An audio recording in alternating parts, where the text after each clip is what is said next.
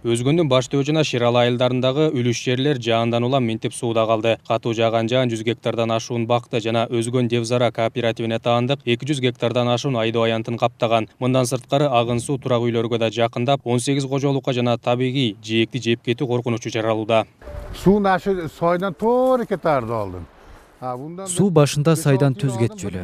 5-6 жыл мурунда жууп кетип, кийин дамба курулган эле. Кайсы тараптан шагыл алса ошол жака суугунан чыгып келип атат. Азыр эми мына эгин эгели деп кесек суу каптап турат. Эми эмне кылабыз? Күтөбүз да. Учурда көйгөйдү чечүү максатында Өзгөчө кырдаалдар министрлиги жана жергиликтүү бийлик тарабынан тийиштүү чаралар көрүлүп жатат. Кара Дарыя сайынын жээгине бир нече оор техника тартылып, атайын тосмолорду куруу аракеттери жүрүүдө. Өз кезегинде адистер маселе жаратып жаткан бул жагдайдын себептерин үзгүлтүксүз казылып жаткан шагылдын кесепетинен деп түшүндүрүшөт. Аслана азыр суунун нугун буруу максатында иштерди алып барып атабыз. Мына Өзгөчө кырдаалдар министрлигинен техникалар кетирип атайын таштарды алып келип чүрүп атабыз. 4 техника иштеп атат.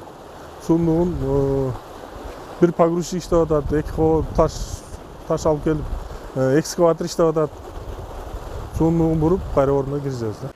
Кооптуу абалга алып келип жаткан бул жагдай тууралуу жергиликтүү бийлик өкүлдөрү кабардар. Алардын айтымында суу каптоо коркунучун туудуруп жаткан жагдай мурунку шагыл казылып кеткен жерлерге байланыштуу. Ал эми бүгүнкү күндө бул маселе колго алынып, сайдын жээгинен шагыл казбоо тууралуу жобо иштелип чыгып, анын негизинде тийиштүү көзөмөл жүрүп жатат. Лицензияны Бишкектен борбордон алып келип алып, каалагандай кылып иштетишип, мына азыр жаңы мыйзам кабыл алып туруп, мына айыл өкмөттөрүнүн өздөрүнө берди. Азыр буну биз убактылуу баардыгын токтотконбуз да, ушу жерлерден шагыл алып. Бул мурунку алынган, мурунку жасалган иштер эле. Азыркы тапта Кара Дарыя суусунун көлөмү 54 кубтан ашуун дешет адистер. Бирок алардын айтымында жаздын келиши менен суу кирип, бул көрсөткүч дагы өсүшү мүмкүн. Ошол себептен сайдын кооптуу жерлерине дамба куруу маселеси жаралып жатат. Аталган жагдай менен Өзгөчө кырдаалдар министри Кубатбек Буронов өзү жеринен таанышып, абалды жөнгө салуу боюнча тапшырмаларын берди.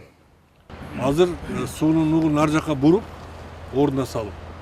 Анан могул жерди бекемдеп, пока неме мына эсполо менен жаа бергиле бул жакта.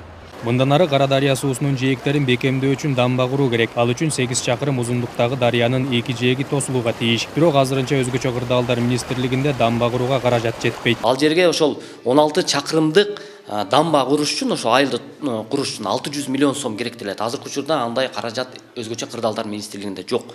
Мамлекет ошону качан бөлсө, ошону курууга даяр да. Азыркы учурда андай жок.